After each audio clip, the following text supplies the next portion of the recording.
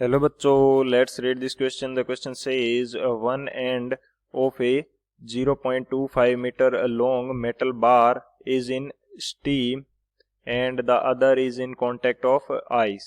If 12 gram of ice melts per minute, what is the thermal conductivity of the metal? Given that bar is of area of cross section 5 into 10 to power minus 4 meter square and latent heat of fusion of ice is 80 calorie पर ग्राम. तो इस question के अंदर हमें क्या पूछा गया है कि जो थर्मल कंडक्टिविटी है मेटल की वो हमें फाइंड आउट करनी है.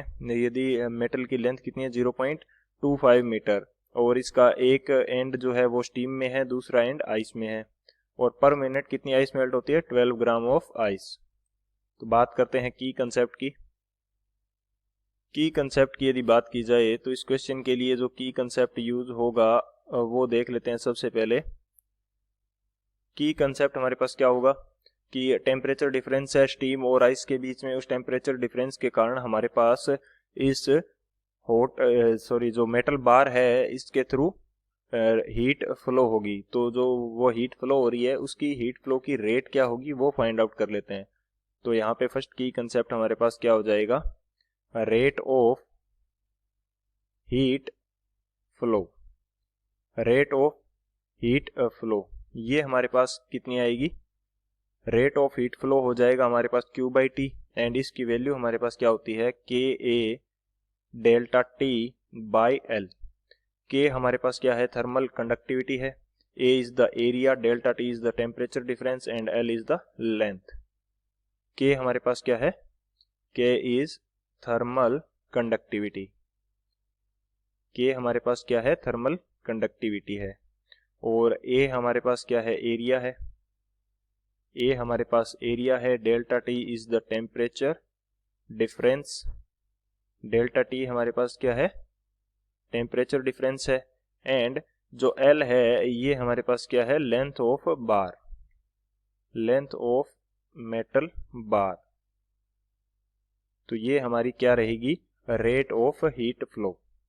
और सेकंड जो की कंसेप्ट हम यूज करेंगे वो हमारे पास क्या हो जाएगा, हमें क्वेश्चन के अंदर दे रखा है कि 12 ग्राम ऑफ आइस जो है पर मिनट मेल्ट करती है. तो इस आइस को मेल्ट होने के लिए कितनी हीट रिक्वायर्ड है, तो ये हमारे पास क्या हो जाएगा, लेटेंट हीट हमें गिवन है. तो heat required to melt ice, heat required to melt ice.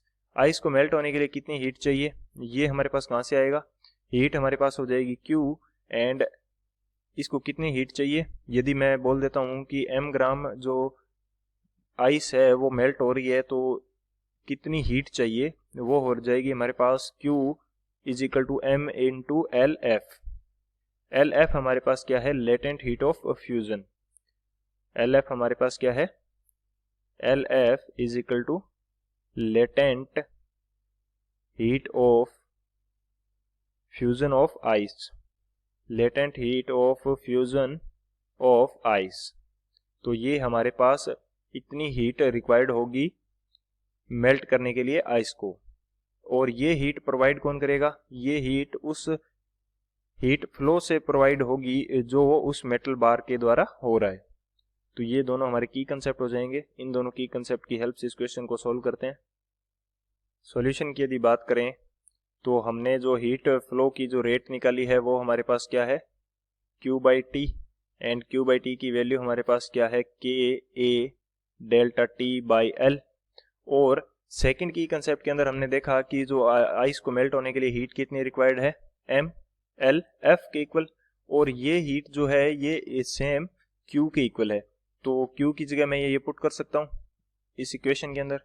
तो Q के अंदर यदि Q की जगह मैं ये पुट कर देता हूँ तो मेरे पास फॉर्मूला कुछ इस प्रकार से हो जाएगा, के A delta T by L. अब यदि वैल्यूज पुट कर दी जाए यहाँ पे तो हमारे पास आंसर आ जाएगा इस क्वेश्चन का. हमें बोला गया कि 12 ग्राम ऑफ हीट मेल्ट होती है. तो m हमारे पास क्या है, वो मास है आइस का जो मेल्ट होता है. तो ये हमारे पास 12 ग्राम है. और L F latent heat of fusion ये हमें कितनी देर की है, 80 कैलोरी पर ग्राम. और हमें बोला कि 12 ग्राम जो हीट है 12 ग्राम जो आइस है वो कितनी टाइम में मेल्ट होती है, ये हमें क्वेश्चन के अंदर दे रखा है पर मिनट, यानी कि 60 के अंदर ये मेल्ट हो रही है। तो टाइम हमारे पास कितना आ जाएगा 60 सेकेंड। थर्मल कंडक्टिविटी जो है ये हमें फाइंड आउट करनी है। एरिया हमें कितना दे रखा है 5 × 10⁻⁻4 मीटर स्क्वायर।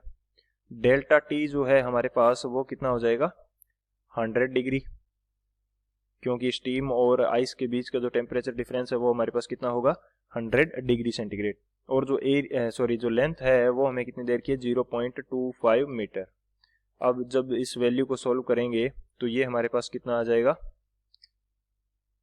1260 से ये 5 पे और 580 ये 16 पे कैंसिल हो जाएगा।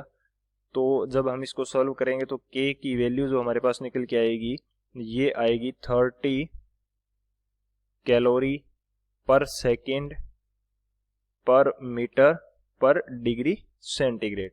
ये वैल्यू हमारे पास थर्मल कंडक्टिविटी की निकल के आएगी 30 कैलोरी पर सेकेंड पर मीटर पर डिग्री सेंटीग्रेड। तो ये हमारा फाइनल आंसर हो जाएगा।